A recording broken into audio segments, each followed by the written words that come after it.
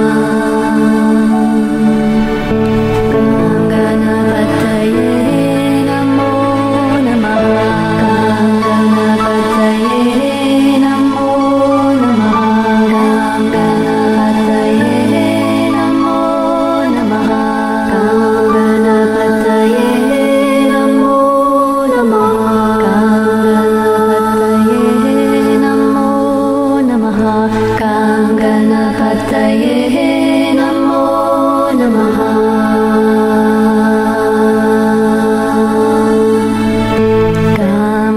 Ganganapataye Namo Namaha. Ganganapataye Namo Namaha. Jai Ganesha Gananata Dayaniti Sakala Vigna Karadura Hamari. Jai Ganesha Gananata Dayaniti Sakala Vigna Karadura Hamari.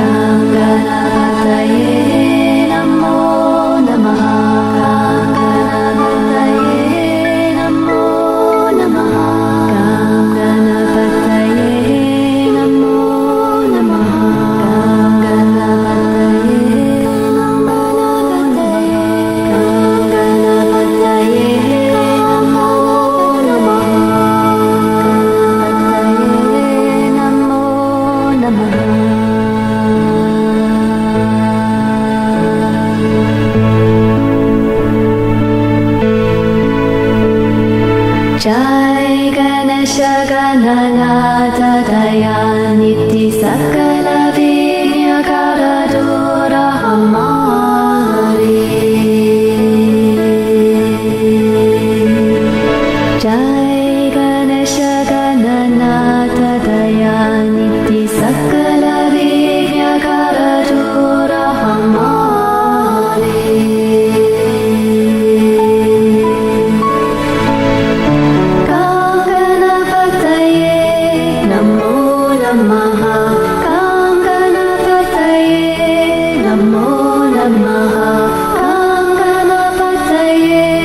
Namo Namaha.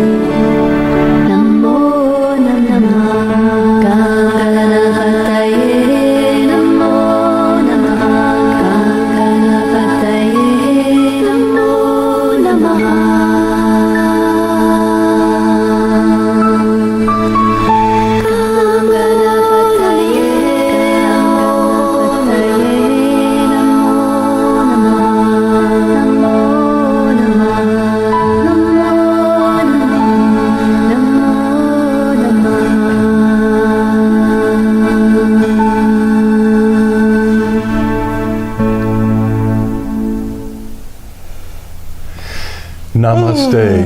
Namaste. Welcome to our weekly online satsang. Satsang being a Sanskrit word that means community of truth. In this case, you could call it spiritual community. Satsang happens whenever two or more people on the path of awakening come together to share their consciousness, their energy, their journeys, and the presence that we generate in oneness is amplified when we come together. That helps the whole world, it helps us individually, helps the whole group. So welcome, glad you're here tonight. The world needs to awaken. That's at least the human world. The rest of the world, I suppose, is awake. But humanity has been living in a collective civilization rooted in competition, conflict, and violence for all of our known history. And it is time to shift into a new earth, a new golden age, if you will, a civilization that is rooted in cooperation instead of competition, harmony instead of conflict, and peace instead of violence. And that's going to happen when the collective consciousness of the human race shifts into awakening.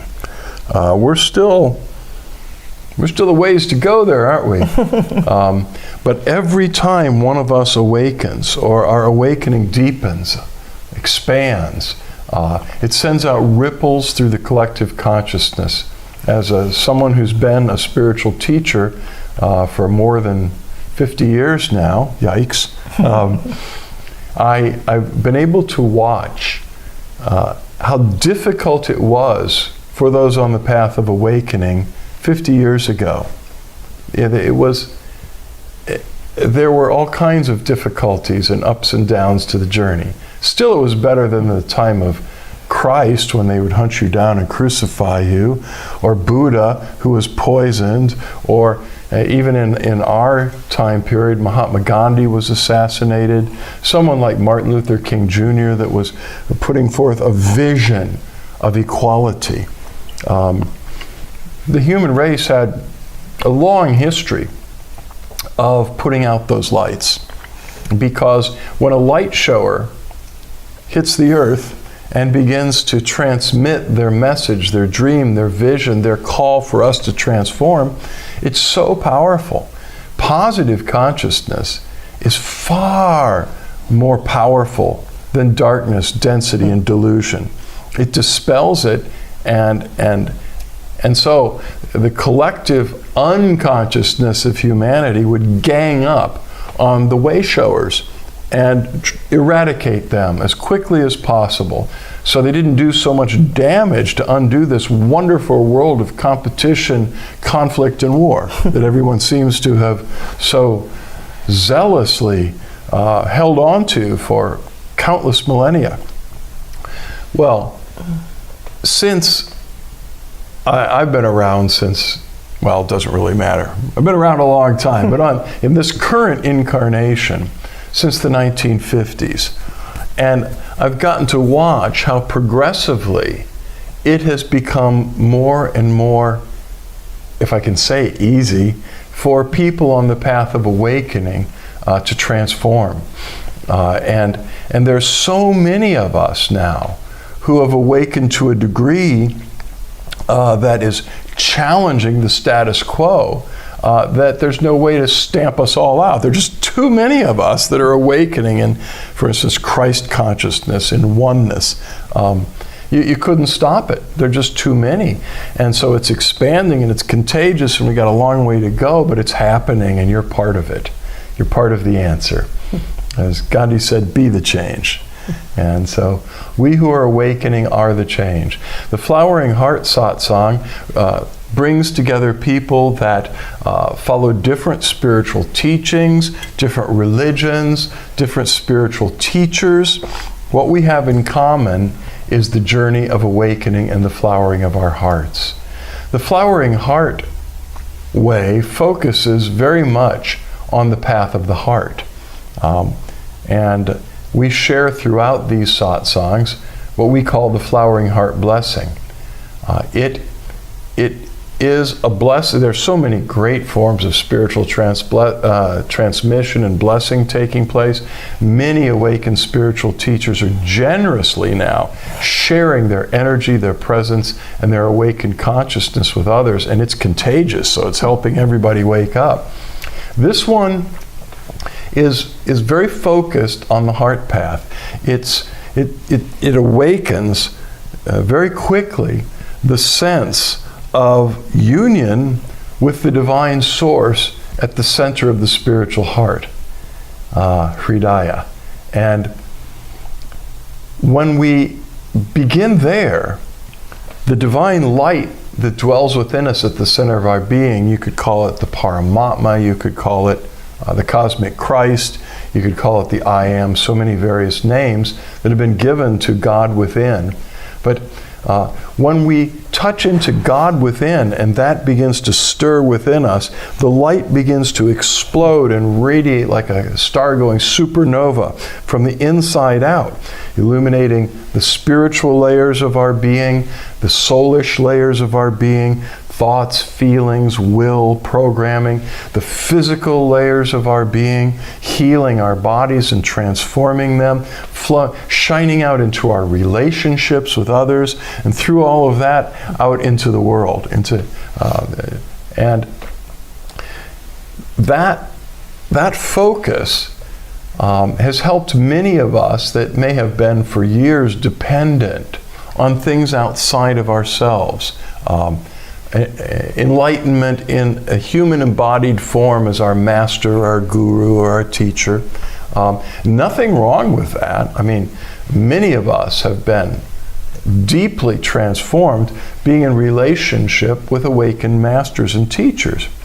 Also, many of us have spent our whole lifetime in the orbit of one or more of these beings without ever realizing our own truly enlightened and divine nature. Because this Paramatma I'm talking about, this cosmic Christ within us, is our true sacred self. When you go deep enough into the center of your being and the veils are removed from your consciousness, you discover you're the one you're looking for. That you are one with the divine, that the divine being dwelling within you is enlightenment itself. And it is the divine source. It is the Godhead, and it dwells in you at the center of your being. So it's a significant step when along the way, after attending many spiritual courses and retreats and being in darshan with great awakened beings and saints, that one day our vision turns around and we realize that what we've been seeing reflected in the faces and the eyes, the hearts of our enlightened teachers out there is a mirror. They've been doing the service of holding up a mirror to reflect to us our true nature. They're not showing us how great they are. I mean, there are some spiritual teachers that play it that way, I know. I'm sorry about that.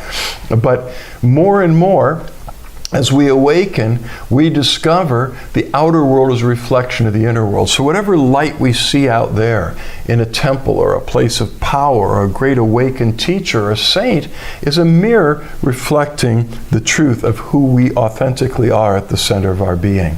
So the Flowering Heart blessing just begins to take you right there and cause that to unfold. And so it's heart-centered. It belongs to no particular spiritual hierarchy or religious tradition or saint or guru. The divine said, this is mine. And tell people it doesn't flow through any hierarchy or organization. It comes directly from the heart of the divine to you, to whoever wishes to receive it. And it's free. The divine said, this is a gift of grace. It's my gift to give, not your gift to sell.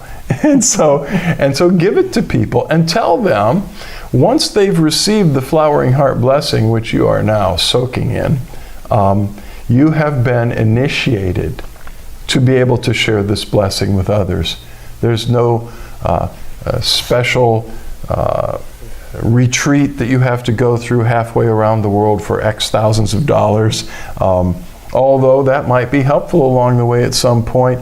When it comes to this blessing, the blessing of awakening and transformation, it's a gift of grace from the divine, pure and simple. And the ability to transfer this blessing to others is something that the divine gives us the way it chooses, which is just tell people once they've received it, they're initiated. And so for the last 7+ years, this is the blessing that we've been sharing. After spending, we've been spending many years, both of us, transmitting spiritual consciousness and energy, and so many of them, in fact, all of them that I can think of, were just really beautiful in their own way and so helpful. But here we are today. So please join us in sharing the Flowering Heart blessing by intention. You just invite the divine to flow it through you, because you're not doing it. You don't need to know how it works or how to do it. You just need to be open and invite the divine to pour it through you to others. And we're sending the blessing through the satsang from beginning to end. So please feel free to join us. We would love that. And thank you, Andrew, for the love you sent despite the emoji not cooperating. Electronics, the digital world. Yes. I heard some outrageous, I just have to say it's outrageous. I won't tell you where I read it or where it came from, but that artificial intelligence is morphing into God in our world. Now, if that were a joke, or kind of some sick sense of humor, cynicism, I get it, because, well, you know, if you ever watched The Matrix, you could see how humans have been giving ourselves more and more to technology and to artificial intelligence. But the actual thought that in this world, artificial intelligence may be about to become our God is absolutely a terrifying thought. So, no. And emojis cooperate. That said, if you're on Facebook Live and you haven't given us a thumbs up or a heart, that would be great if you did. Every once in a while, somebody gives us a sad face with tears, and I don't know why. I mean, I realize that must mean that person's sad, and so we get to send prayers and blessing. But if you're sad, if there's something really troubling you, if you don't share it here so that we can all respond and send blessing to you together, then email us, reach out to us and let us help, because that's what we're here for. Okay? So give us those hearts and thumbs up. If you're on Vimeo, which is our streaming platform, well, that's a good place to be. But they don't give you an opportunity to give us thumbs up, likes. So you have to enter just a comment in the chat. Just say hi or namaste with your name. And then, see, we like to see who dropped in, because a lot more people drop in than people who make comments in the chats.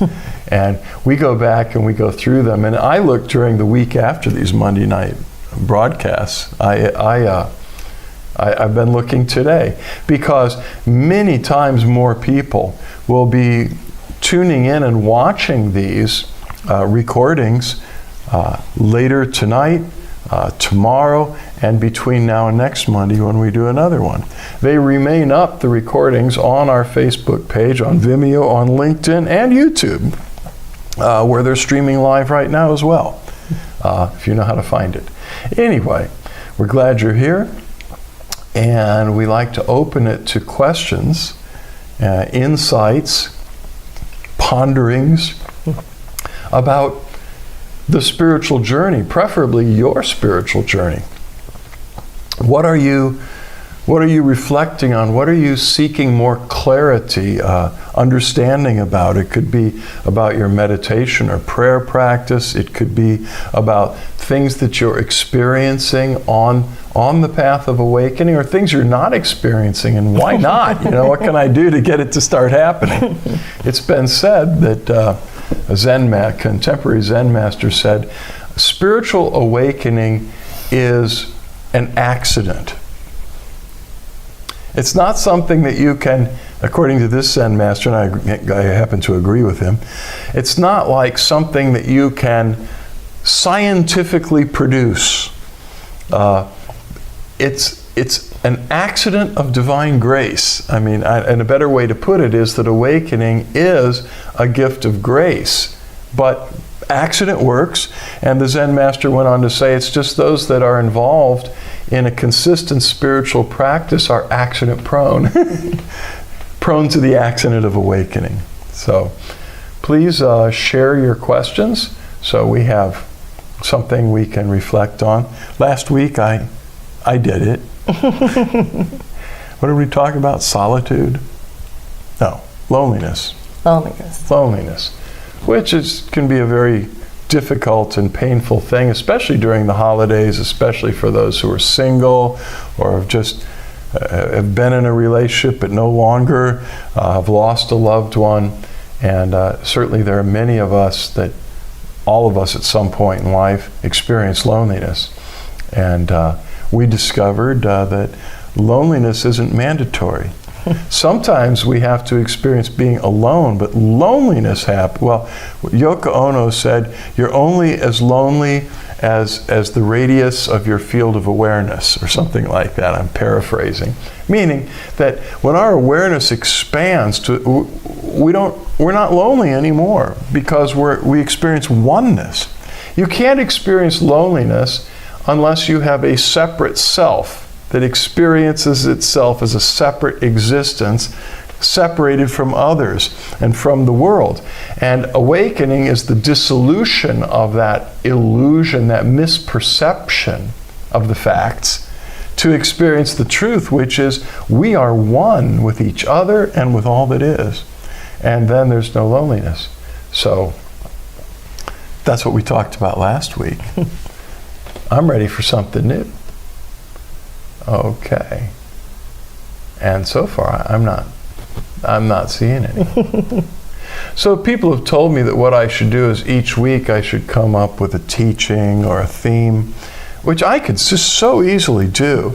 But the idea, and what we do in our Wednesday satsangs here at Flowering Heart Center, where people come and are physically present, we don't come up with something to be an inspiration or a topic. Every once in a while, if I'm inspired or Suzanne with something specific to share, but we open it to the community and say, what's going on in your spiritual life? What would you like to talk about tonight?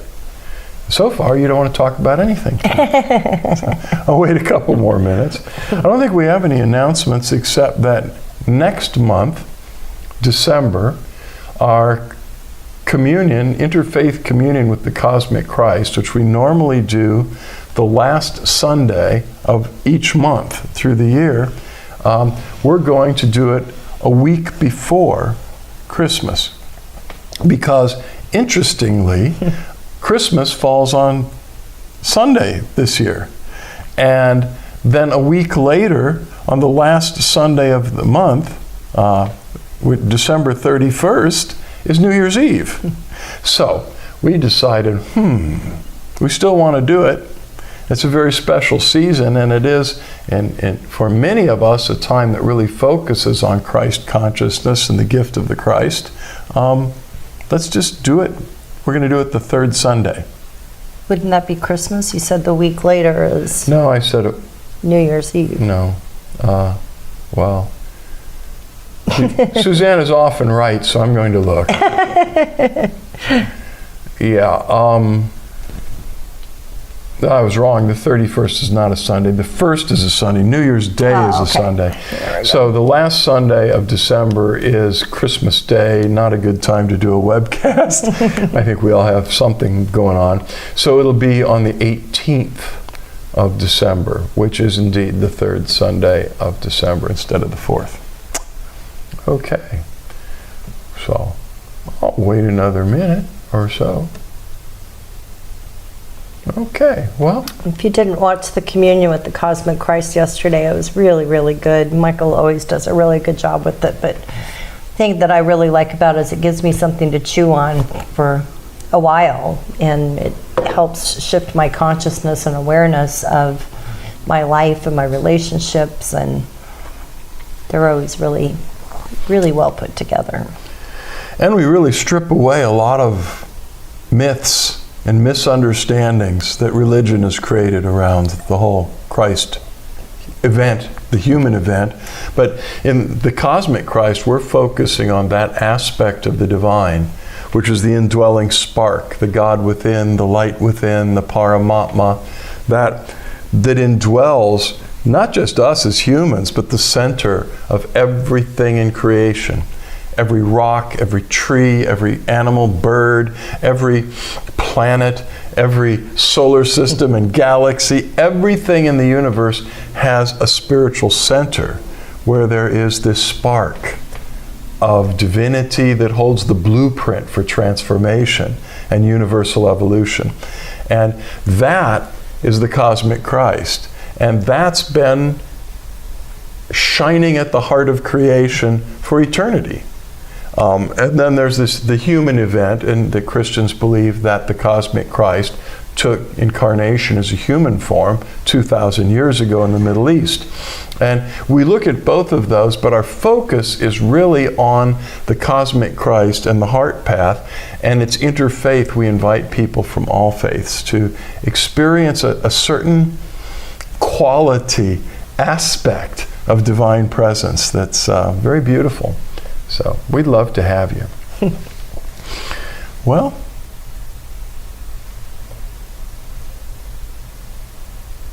got any thoughts? I'm open. I'm just here in silence right now. I've been contemplating lately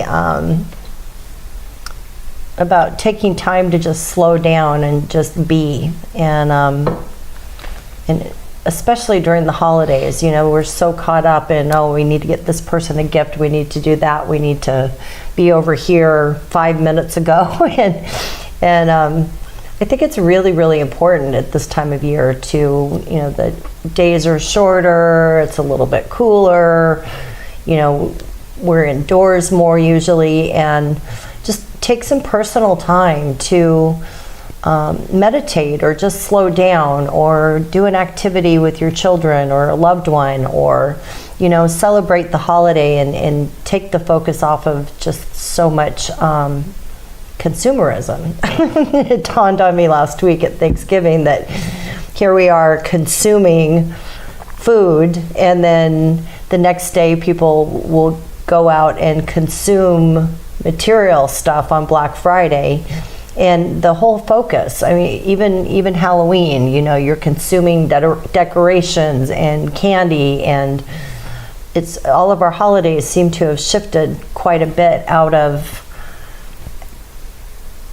the spirit of what the holidays mean into consumerism. So remember to take some time for yourself and your family and your loved ones this time of year, and plan some fun events to get together and do something different, you know. Indeed. And I'd like to add to that the thought that Christmas, the Christmas season, is a time of spiritual receptivity, of receiving new light, of receiving a new beginning. In the Christmas story, Mary's receiving the Christ child. In the larger Christic world, it's a time of receiving Christ consciousness. But in spirituality, we need to take time out from the din, the noise, the ceaseless activity. So, you know, we could just, people that are not on the path of awakening are generally immersed in distraction. And the holidays are a time of great potential distraction. So take some time to listen. I mean, everywhere you go at Christmas, ads are being blared at you and flashing lights and music is playing everywhere, and all that's fun, but take time to listen to the message of the Spirit, to the inspiration of Spirit seeking to give us more light. And a few weeks ago, it was pointed out to me that the same letters that spell listen rearranged to spell silent. take some time just to stop talking, and maybe to stop listening to all of the sensory input, and just be still and be silent and receive the message, the grace, the nourishment of Spirit. I used to, well, I've pastored more than one, but one church in particular, we had, which I pastored various churches in different denominations over the years. Enough said. But this one church, during the Advent season, which are the weeks before Christmas, we put in front of the altar a life-size manger. Now, manger's this thing that they would put straw in that the animals would come eat straw out of. That would be in the barn or, the stable. And this one started out empty at the beginning of the Christmas season. And over the weeks, each week, the people of our community were invited when they were moved. They didn't have to be on a Sunday morning, although we always made space for it. But anytime they were welcome to come to the church and come up to the manger and take some straw and put it in the manger. And this was a gift from the heart to make a resting place where baby Jesus is going to be laid at his birth. But the metaphor, I think, is probably really clear. It's something in your life that you're gifting, that you're releasing, or that you're taking on to make space in your heart. I mean, the heart's the manger, okay? And it's not a little baby human we're talking about. We're talking about the gift of the divine itself, taking up residence in us. And so this is a time of making a good space for the divine to take up housekeeping inside of us. The winter months are a time where people come indoors, light candles and fires. It's a great time to work on that inner world, which is not just your home decorating or the parties or celebrations or whatever, and that's all just wonderful. But take time to work on the manger of your heart, preparing a place, because that's all it takes. The divine is just looking for room in us.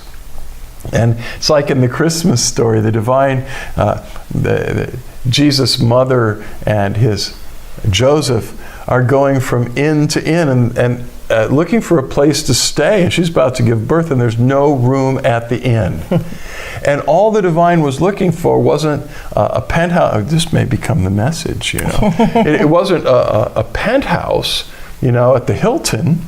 And if anyone deserved of course, they didn't have Hiltons then. I'm just being metaphorical here.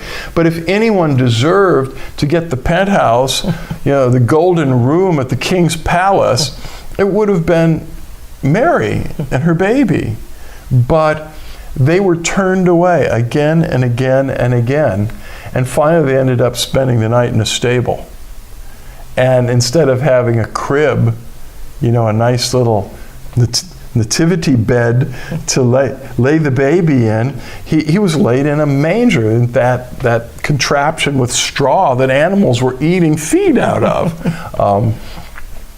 So it wasn't, obviously, I think there's a message, well, maybe not obviously, but I think the message there is that the divine wasn't looking for the Hilton. The divine was just looking for any open, receptive space. So you and I don't have to be great saints. We don't have to be like great, magnificently enlightened sages. All we need is humility and openness of heart and an invitation. And the divine moves right in. I mean, the divine's already there, but it wants to expand and move into all the rooms of our houses, of our homes, and fill our lives. This is a great time of year to be working on that. Mm-hmm. I've been watching our first grandbaby. She's 9 months old now, and I made a commitment to watch her 3 afternoons a week. And I've been setting that side of time, setting it aside to just really connect with her and be with her. And it's been such a beautiful, beautiful thing. And I realized how much when we get caught up in our day-to-day activities and our work and our worries and our responsibilities, on how much we miss out on, because today she learned how to say meow and she learned how to wave. And if I hadn't just been hanging out with her, I would have missed out on these things. And so it doesn't seem like a big deal, but they're little milestones. And how many people in our lives are having their own little milestones that we could be sharing in if we just took more time to be in the presence and to be present instead of just giving presents. If our space is already so full of light and love and decoration and celebration, I'm sure that every one of us knows someone that doesn't have that. Mm-hmm. Often people who live alone, especially people who have suffered loss in their lives, and that's why they're alone at this point, dread times like Christmas or whatever you're celebrating. I mean, there are all kinds of winter celebrations. Right. And if you're south of the equator, you're moving into summer, so I don't know what to tell you. I get it. This satsang has people, I mean, we have people in South America, and they're moving into summer as we're moving into it. But this still can apply to help those who live alone and are not going to be stringing lights or having a celebration. They're grieving perhaps, and we could help fill their home or their apartment or their room at the nursing home or wherever they are with love and light. I'm thinking of somebody we're going to go lay hands on ourselves real soon here. Yep. So at the end of the day, our lives are made up of the memories and the relationships, I've heard so many people when they get older say, I wish I had done this differently. I wish I had spent more time with these people or that person. And when we have more time to contemplate things, when our lives aren't as busy, like after retirement or in elder years, there's a lot of soul searching that happens. And I remember my goal when I was a teenager. It was a weird goal to have, but my goal was to live my life with as few regrets as possible. And so whenever I make decisions or a situation presents itself to me, I keep that in the back of my mind a little bit, because how do I want to reflect on my life when I'm older? And each year I do kind of an inventory around my birthday of the last year and look deeply at what I can tweak, what I can change, how I can give more, how, just little things in our lives that we can do. Because at the end of the day, it's about relationship with us, with the divine, with each other. Yeah. Yep. I notice our friend Pushpalachani Rangadevi Dasi. How did you pronounce that? I said it real fast.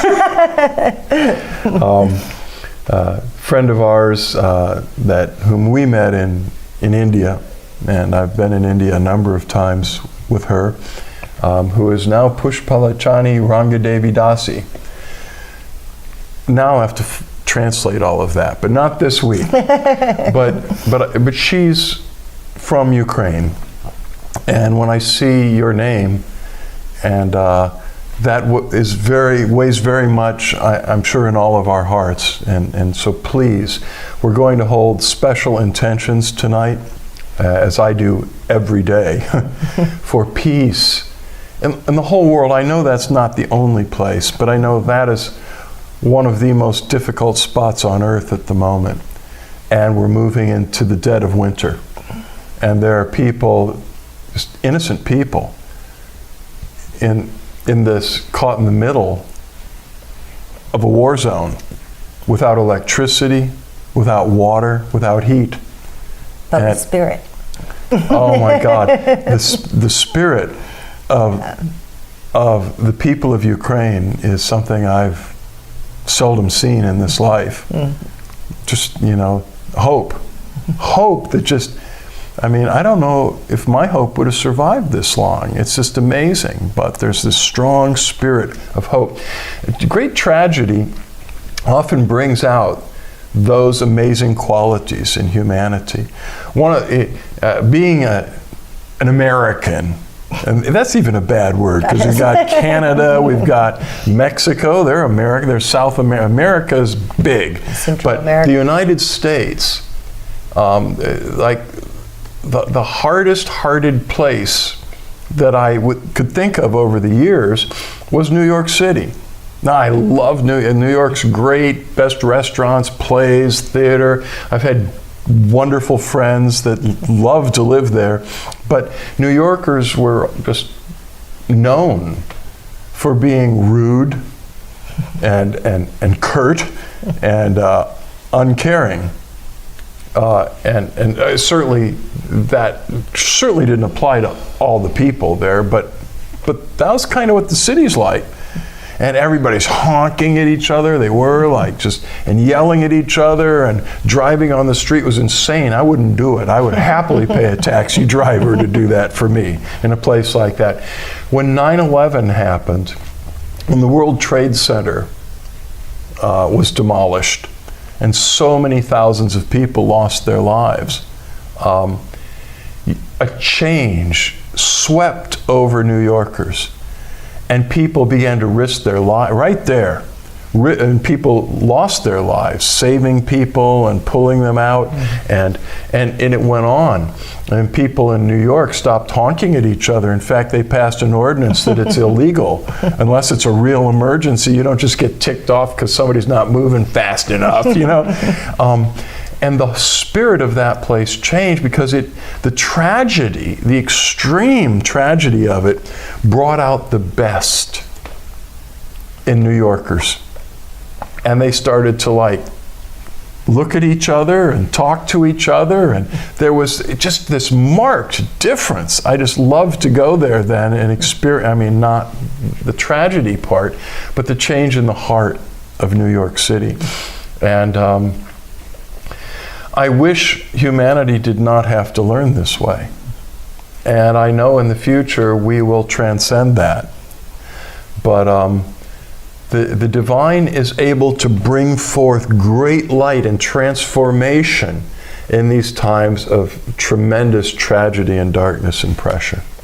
So I'm just saying, in no way does that make it okay, but I see that light.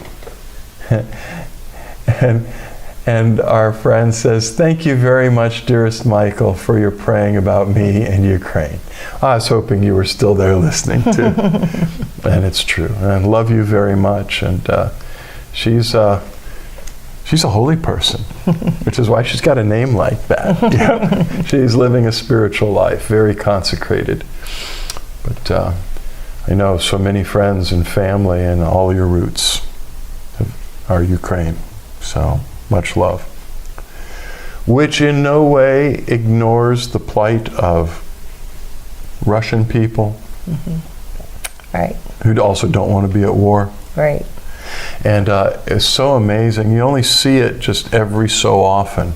But the youth of China standing up all over, tens of thousands all over, and very peaceful, and just saying, wanting freedom of expression.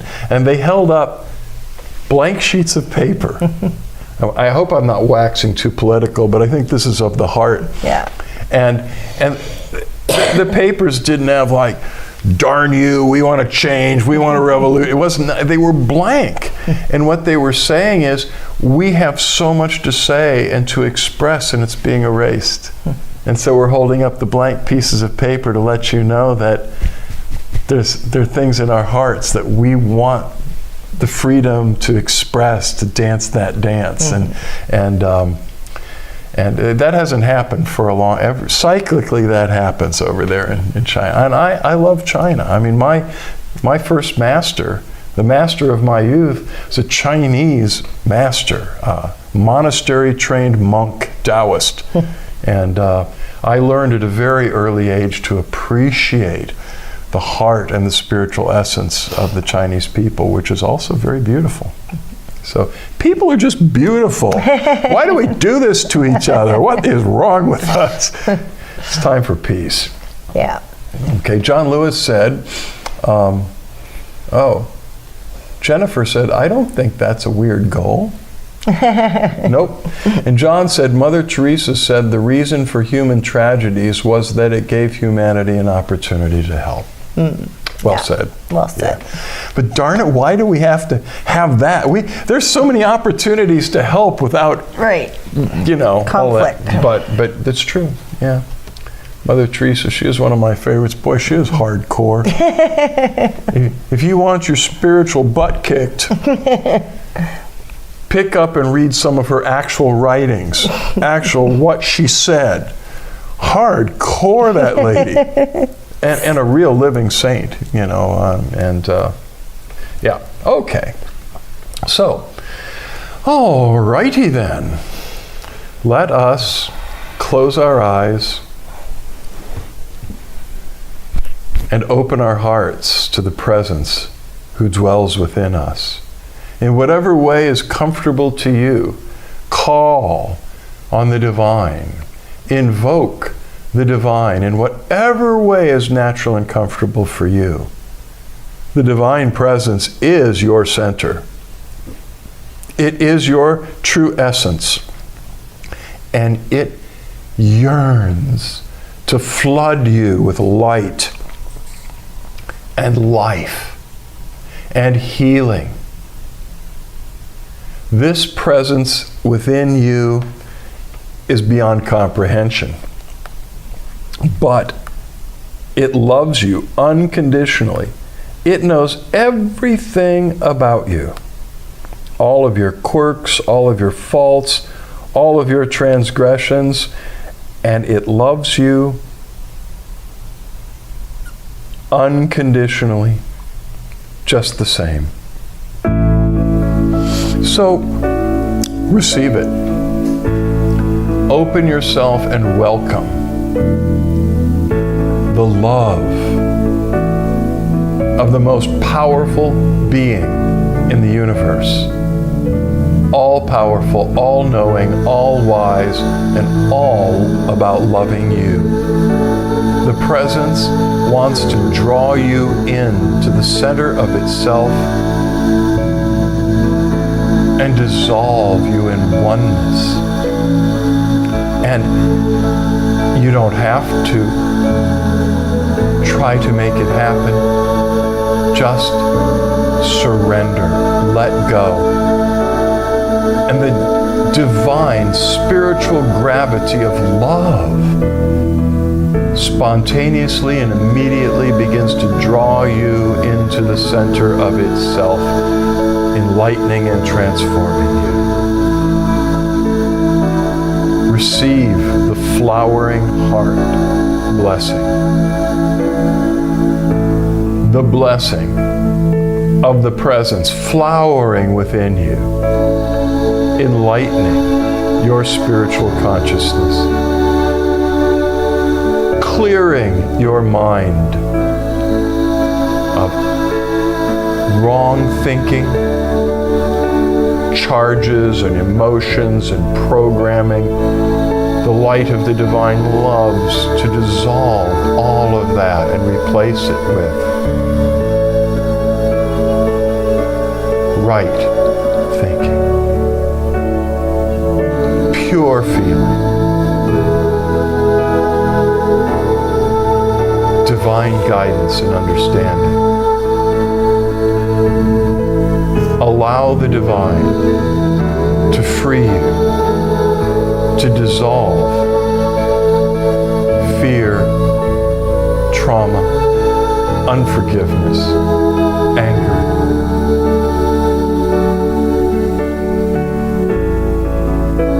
and to flood your soul realm with peace.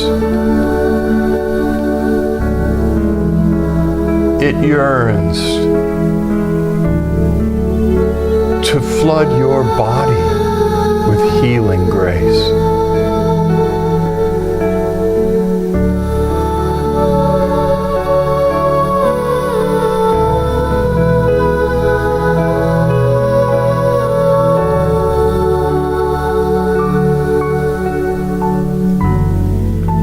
To heal your relationships.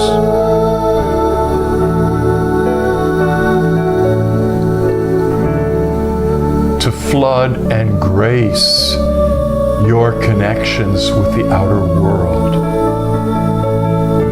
The divine wants to shine through every layer of your being and set you absolutely free in the process. Receive. Allow, welcome the grace.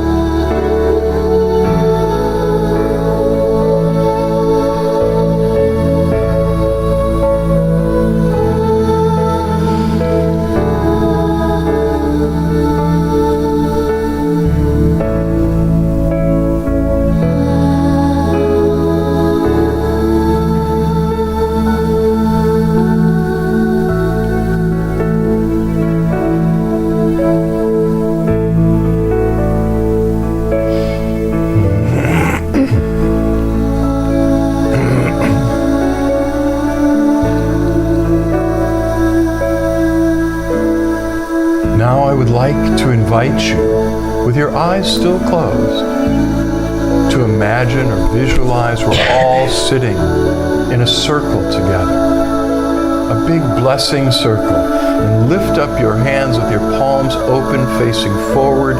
Invite the presence to let you be an instrument of its peace, of its grace, of the flowering heart blessing. Just invite and allow, and the divine pours through you the flowering heart blessing to all the others in the circle, and to you through them.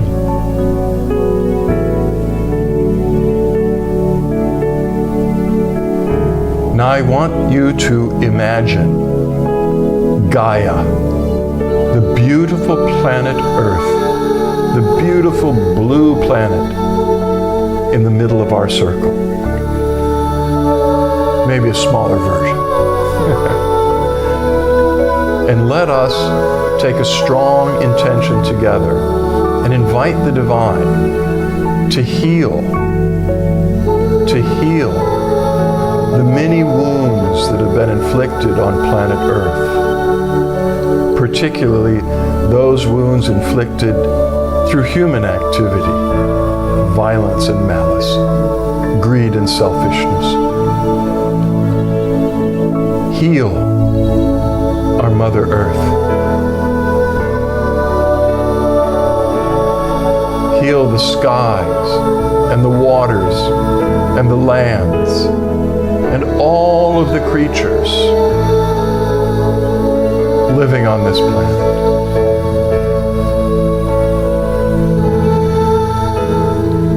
And perhaps the most diseased creature living on this planet is humanity itself. We ask the divine to melt the fear, the anger, the hatred, and the violence from all human hearts, to turn on the light at the center, the light of awakening and transformation.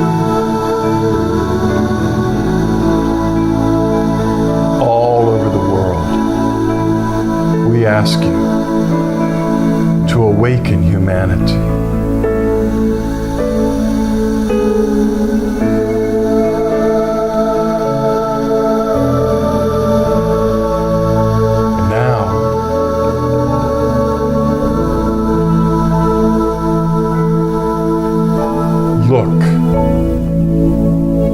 that land called Ukraine.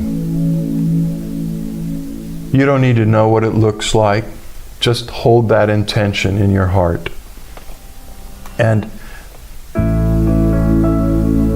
let us send the flowering heart blessing to the entire land and its peoples.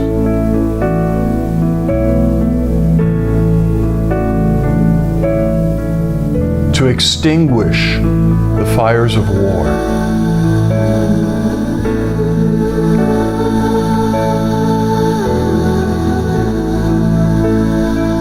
To bring healing, light, heat, and warmth to the people, water and nourishment, most of all, divine grace for every living heart that beats.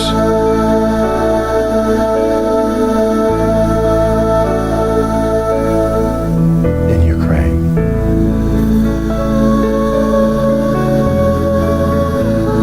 Peace and healing.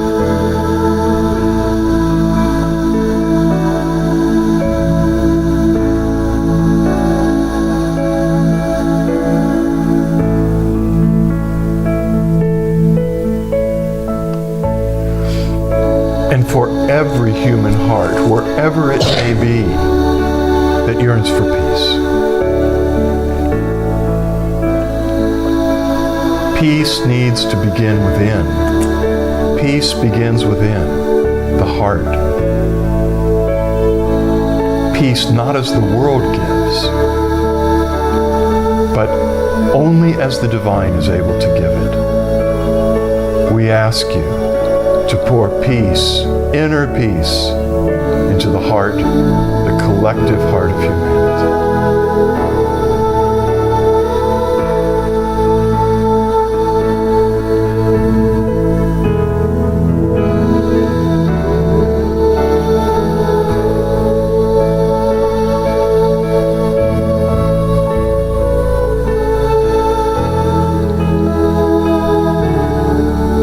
And cause universal, unconditional love to blossom in that heart.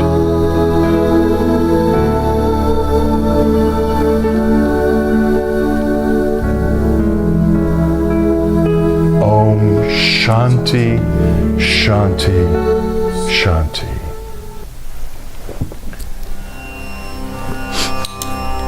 Now we want to invite you to relax your hands, to just rest, and open your eyes, and begin to make direct eye contact with Suzanne and or me. And just keep looking at least one of our eyes constantly as we dive into the light meditation. Suzanne and I are flooded with oceans of divine grace that flood through every pore of our being to you, especially through our eyes, which are called by many mystics the doorways of the soul.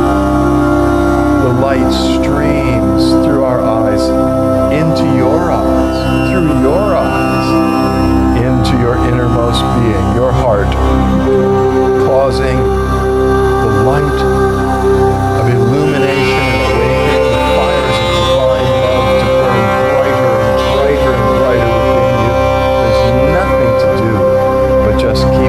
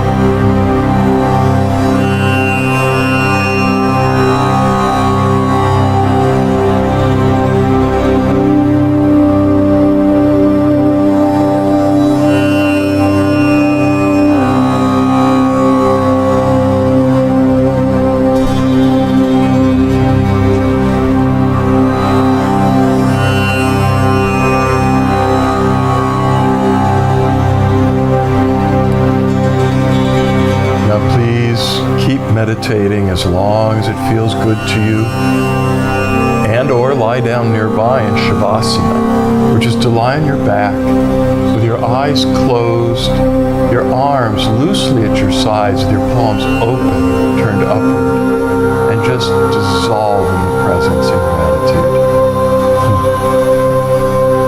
We love you very much. Let us love, light, and blessings.